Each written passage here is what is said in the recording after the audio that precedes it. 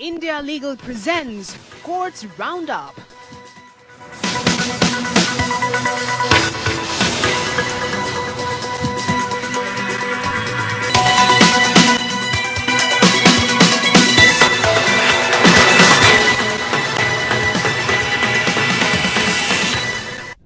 नमस्कार, courts roundup में आपका बहुत बहुत स्वागत है। मैं हूं आपके साथ वक्ता दुबे। इस बुलेटिन में अगले आधे घंटे हम आपको कोर्ट से जुड़ी तमाम छोटी बड़ी खबरों से रूबरू करवाएंगे। कोर्ट की कार्यवाही और सुप्रीम कोर्ट से लेकर हाई कोर्ट और लोअर कोर्ट्स तक के फैसलों को आपके सामने रखेंगे। लेकिन आगे बढ़ने से पहले नजर डाल लेते हैं अब तक की हेडलाइंस पर। हैदराबाद जुबली हिल्स गैंगरेप मामले में किशोर पर वयस्क के रूप में मुकदमा चलाने का मजिस्ट्रेट का आदेश तेलंगाना हाईकोर्ट ने किया रद्द। कहा, एक दिन के भीतर किया गया मूल्यांकन पूरा, मामले के नए सिरे से जांच के दिए आदेश। सुप्रीम कोर्ट ने कहा, एलोपैथी डॉक्टर और आयुर्वेद डॉक्टर समान काम नहीं करते, समान वेतन के हकदार नहीं दोनों प्रणाली के डॉक्टर।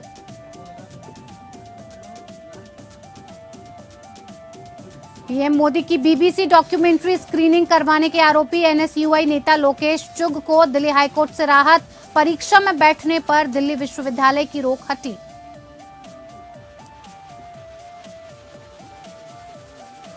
मनीष सिसोदिया की न्यायिक हिरासत 12 मई तक बढ़ी। ईडी मामले में बेल पर शुक्रवार को आ सकता है फैसला।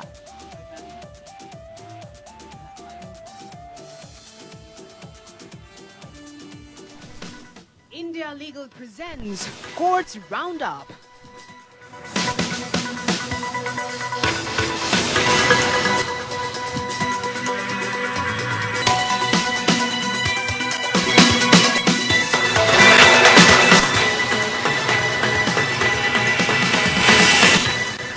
एलोपैथी डॉक्टर्स और आयुर्वेदिक डॉक्टर्स की सैलरी को लेकर सुप्रीम कोर्ट ने बड़ा फैसला सुनाया है। कोर्ट ने कहा, एलोपैथी डॉक्टर्स और आयुर्वेदिक डॉक्टर्स के बारे में ये नहीं कहा जा सकता कि दोनों समान काम करते हैं, इसीलिए वो एक समान वेतन के हकदार हैं। एलोपैथी डॉक्टर आपातकालीन ड्यूटी करने और ट्रॉमा देखभाल सेवा प्रदान कर सकते हैं, लेकिन आयुर्वेद डॉक्टर ऐसा नहीं कर सकते। इसके साथ ही सुप्रीम कोर्ट ने गुजरात हाईकोर्ट का फैसला भी पलट दिया।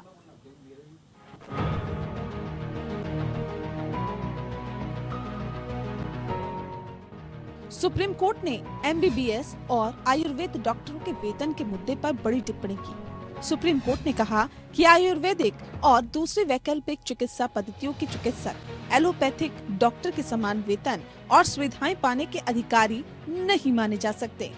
सुप्रीम कोर्ट ने इस टिप्पणी के साथ 2012 में आए गुजरात हाईकोर्ट के फैसले के खिलाफ राज्य सरकार की अपील को मान लिया है। हाईकोर्ट ने राज्य सरकार की नौकरी कर रहे आयुर्वेदिक चिकित्सकों को भी सरकारी एमबीबीएस डॉक्टर्स के समान वेतन और दूसरी सुविधाएं पाने का अधिकारी माना था।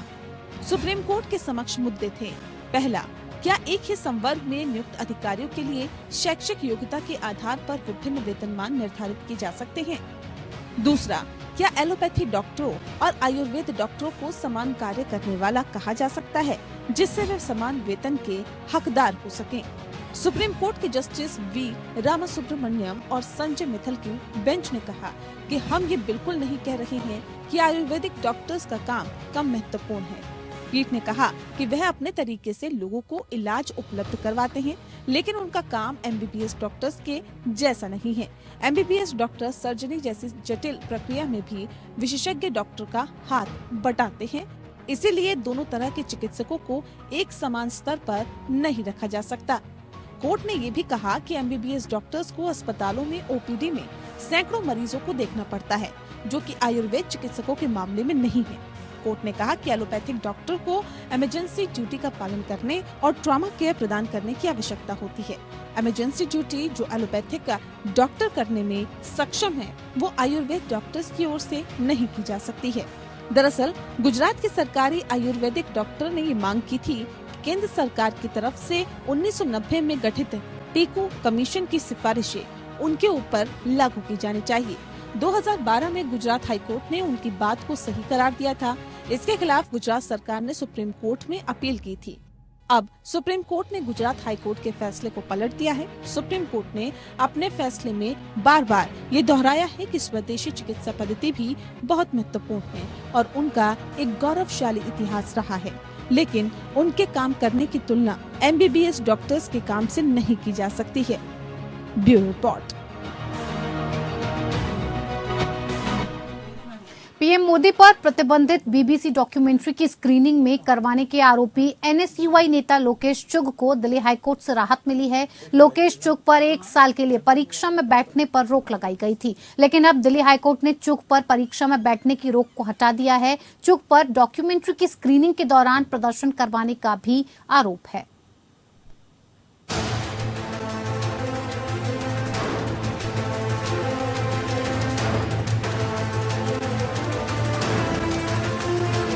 दिल्ली हाईकोर्ट ने प्रधानमंत्री नरेंद्र मोदी पर बनी बीबीसी डॉक्यूमेंट्री की स्क्रीनिंग में कथित संलिप्तता को लेकर पीएचडी छात्र और NSUI के राष्ट्रीय सचिव लोकेश चुग को 1 साल के लिए परीक्षा देने से रोकने के दिल्ली विश्वविद्यालय के फैसले को रद्द कर दिया है। जस्टिस पुरुषेंद्र कुमार गौरव ने प्राकृतिक न्याय के उल्लंघन के फैसले को रद्द कर दिया और विश्वविद्यालय में चुग का प्रवेश बहाल कर दिया। अदालत ने चुग की उस याचिका का निस्तारण कर दिया जिसमें विश्वविद्यालय के रजिस्ट्रार के कार्यालय द्वारा 10 मार्च को पारित ज्ञापन को चुनौती दी गई थी, जिसमें उन्हें 1 साल के लिए परीक्षा देने से रोक दिया गया था। उन्होंने 16 फरवरी को प्रॉक्टर के कार्यालय द्वारा जारी कारण बताओ नोटिस को भी चुनौती दी थी, जिसमें कहा गया था कि वो डॉक्यूमेंट्री की स्क्रीनिंग के दौरान विश्वविद्यालय में कानून व्यवस्था की गड़बड़ी में शामिल थे। याचिका का जवाब देते हुए दिल्ली विश्वविद्यालय ने कहा कि कैंपस के अंदर डॉक्यूमेंट्री की स्क्रीनिंग अनुशासनहीनता का घोर कृत्य है। विश्वविद्यालय ने यह भी कहा कि चुग अपने शोध पर ध्यान केंद्रित करने की बजाय कैंपस की राजनीति में लिप्त थे और अन्य छात्रों को क्षुद्र राजनीति में शामिल होने के लिए उकसाने में सहायक थे। चुग का प्रतिनिधित्व सीनियर एडवोकेट कपिल सिब्बल और एडवोकेट अभिक चिमनी ने किया। एडवोकेट नमन जोशी और एडवोकेट रितिका वोहरा के माध्यम से दायर अपनी याचिका में चुग ने कहा कि उन्हें ना तो हिरासत में लिया गया और ना ही पुलिस द्वारा किसी भी प्रकार की उकसाने या हिंसा या शांति भंग करने का आरोप लगाया गया। याचिका में कहा गया है कि चुग को अनुशासनात्मक समिति के सामने अपने आचरण को स्पष्ट करने का कोई अवसर नहीं दिया गया था और इसलिए उनके खिलाफ कोई भी आदेश या खोज प्राकृतिक न्याय के नियमों की पूरी तरह अवहेलना है। चुग ने कहा कि विश्वविद्यालय के अधिकारियों ने उनके खिलाफ 1 वर्ष के लिए प्रतिबंध लगाकर अनुपातहीन कार्रवाई का सहारा लिया था। उन्हें अनुशासनात्मक समिति के समक्ष अपना मामला रखने या सामग्री की जांच करने का अवसर प्रदान नहीं किया गया था। Bureau report. दिल्ली के शराब नीति घोटाले के मामले में सिसोदिया पर सीबीआई द्वारा दर्ज मामले में राउज एवेन्यू कोर्ट ने मनीष सिसोदिया की न्यायिक हिरासत बढ़ाई है। 12 मई तक न्यायिक हिरासत में सिसोदिया भेजे गए हैं। दिल्ली की नई शराब नीति घोटाले के मामले में दिल्ली के पूर्व मुख्यमंत्री सिसोदिया पर दर्ज सीबीआई के मामले में पेशी के बाद सिसोदिया के वकील ने कोर्ट को बताया कि सीबीआई मामले में चार्जशीट दाखिल हो चुकी है, हमारा अधिकार है कि हमको कॉपी मिले। और इसके बाद राउज एवेन्यू कोर्ट ने सीबीआई को चार्जशीट की ई-कॉपी मनीष सिसोदिया को देने का निर्देश दिया। सिसोदिया के वकील ने कहा कि चार्जशीट में लिखा है कि जांच जारी है। ऐसे में सुप्रीम कोर्ट के आए हालिया फैसले के मुताबिक सिसोदिया का डिफॉल्ट बेल का आधार बनता है। सीबीआई की तरफ से सफाई दी गई कि इस घोटाले की जांच लार्जर कॉन्स्पिरेसी के आधार पर जारी है, लेकिन सिसोदिया के खिलाफ जांच पूरी हो गई है। सीबीआई के इस दलील को कोर्ट ने रिकॉर्ड पर लिया और सीबीआई ने दलील दी थी कि सिसोदिया के खिलाफ मुकदमा चलाने के लिए मंजूरी सक्षम अधिकारियों से प्राप्त कर ली गई है। सीबीआई के आरोप पत्र में हैदराबाद निवासी चार्टर्ड अकाउंटेंट बच्ची बाबू गोरांतला, शराब कारोबारी अमनदीप सिंह ढल और एक अन्य व्यक्ति अर्जुन पांडे के भी नाम इसमें शामिल हैं। चारों आरोपियों में से सिसोदिया और ढल फिलहाल न्यायिक हिरासत में हैं। बच्ची बाबू को मामले में 6 मार्च को जमानत दे दी गई थी, वहीं पांडे को मामले में गिरफ्तार नहीं किया गया। सीबीआई शराब नीति में हुई कथित अनियमितता को लेकर जांच कर रही है। सीबीआई ने इसी मामले में 26 फरवरी को सिसोदिया को गिरफ्तार किया था। इसके अलावा आबकारी नीति घोटाले से जुड़े धन शोधन के मामले में सिसोदिया की जमानत याचिका पर कोर्ट 28 अप्रैल को आदेश सुना सकती है। कोर्ट ने सिसोदिया की याचिका पर दलीलें सुनने के बाद आदेश को सुरक्षित रख लिया था। सिसोदिया की याचिका में दावा किया गया था कि जांच के लिए उनकी हिरासत की अब आवश्यकता नहीं है।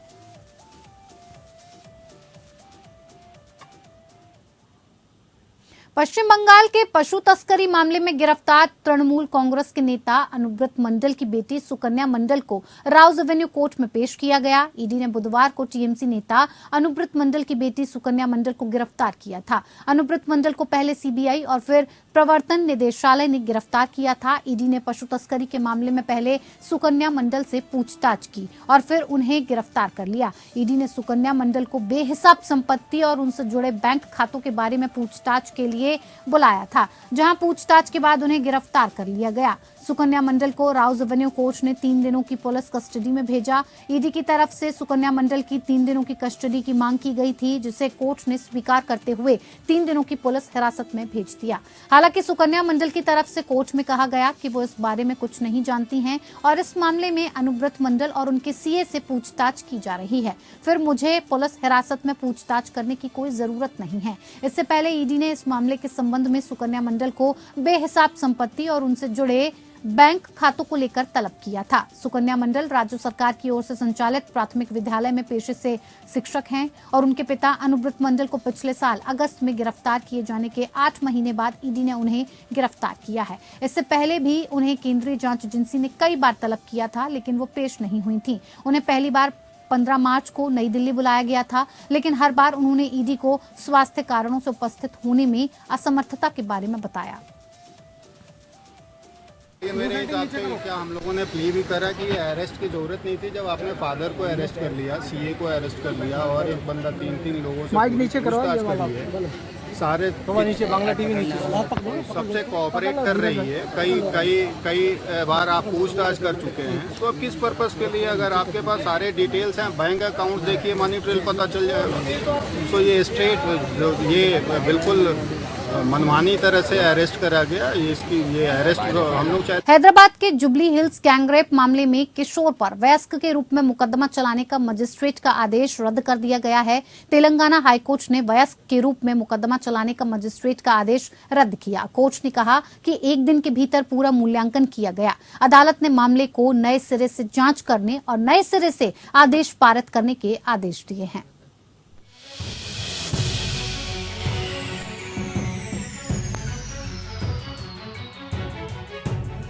तेलंगाना हाईकोर्ट ने जुबली हिल्स गैंगरेप मामले में एक किशोर पर वयस्क के रूप में मुकदमा चलाने के मजिस्ट्रेट के आदेश को रद्द कर दिया है।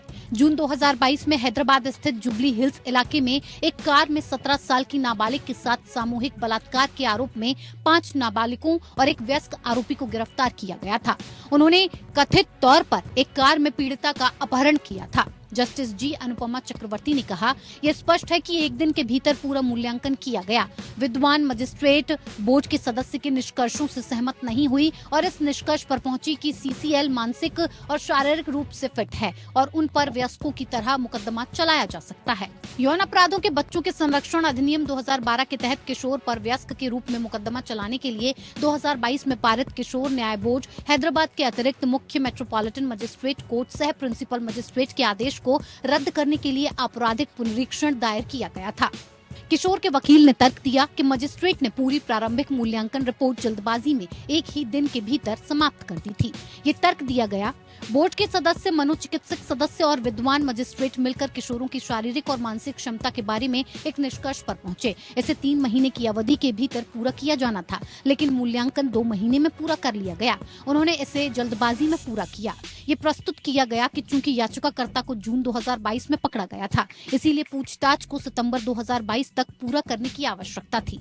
हालांकि 28 सितंबर 2022 की कार्यवाही के अनुसार मूल्यांकन केवल 1 दिन में समाप्त हो गया था। ये दर्शाता है कि ये जल्दबाजी में किया गया था। वकील ने आगे तर्क दिया कि बयान और जांच के दौरान तैयार किए गए अन्य दस्तावेजों को बोर्ड के समक्ष बच्चे को पहली बार पेश करने की तारीख से 1 माह के भीतर प्रस्तुत करना आवश्यक है। हालांकि वर्तमान मामले में किशोर को ऐसा कोई दस्तावेज नहीं सौंपा गया था। दूसरी ओर अभियोजक ने तर्क दिया कि किशोरों ने आपराधिक जांच में भाग लिया था और उन दस्तावेजों के उत्पादन के लिए कोई अनुरोध नहीं किया गया था। पक्षों को सुनने के बाद अदालत ने कहा कि मजिस्ट्रेट ने उचित कारण नहीं बताया कि वो इस राय पर कैसे पहुंची कि किशोर में अपने कार्यों के परिणामों को समझने की मानसिक और शारीरिक क्षमता थी। अदालत ने मामले को नए सिरे से जांच करने और नए सिरे से आदेश पारित करने के लिए भेज दिया। Bureau report, APN news.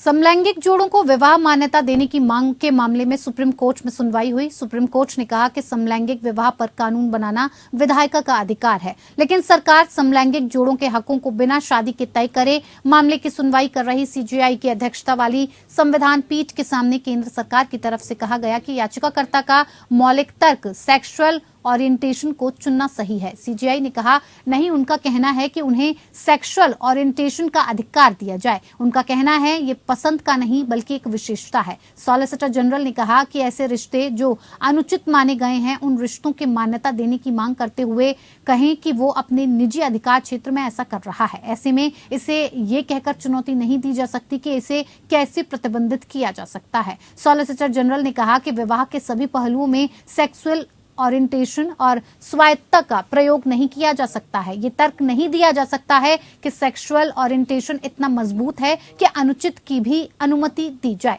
मामले की सुनवाई के दौरान सुप्रीम कोर्ट ने स्पष्ट किया कि स्पेशल मैरिज एक्ट के तहत 30 दिनों के नोटिस देने के मामले पर हम सुनवाई नहीं करेंगे और इस मामले को किसी और बेंच के पास भेजा जाएगा जो इस मामले पर सुनवाई करेगी। कोर्ट ने कहा कि ये मामला सामाजिक हो सकता है लेकिन संवैधानिक नहीं हो सकता। कोर्ट ने कहा कि मामला सिर्फ समलैंगिकों पर लागू नहीं होता बल्कि विषम लिंगियों पर भी लागू होता है। तुषार मेहता ने दलील देते हुए कहा कि मान लीजिए कि समलैंगिक जोड़ों में से किसी एक पार्टनर की मृत्यु हो जाए तो पारिवारिक की संपत्ति के उत्तराधिकारी पर पत्नी यानी घर की बहू का अधिकार होगा, लेकिन ये रिश्ता कौन कैसे तय करेगा? See, the thing is for 21 years, they realized that this is working to the it's deterrent. deterrent. Deterrent. That I want to marry under special marriage act, but I don't want to renounce Hinduism. Eventually you might be accepted by a family Yes. and you are cut out. So therefore they, By law, I am cut out. The society, my family would accept me and but law, you're excluded. Therefore, yes, therefore they brought it at par. So in that sense, there is equality among all. correct. So, my lord, where the marriage is 21A, solemnized under this act of any person who professes the Hindu, Buddhist, Sikh or Jain religion, which a person who professes the Hindu, Buddhist or Sikh or Jain religion, I have to marry Hindu only. Then only 21 would apply. Section 19 and 21 shall not apply, and so much of section 20 as creates disability shall also not So, apply. Mr. Solicitor, 21A lifts the prohibition or the 19. disability which is created by 19 only where a person who is a Hindu, Buddhist, Marries a Hindu. Sikh, चलिए, coach round up में मेरे साथ फिलहाल इतना ही। मुझे दीजिए इजाजत। नमस्कार। India Legal presents Courts Roundup.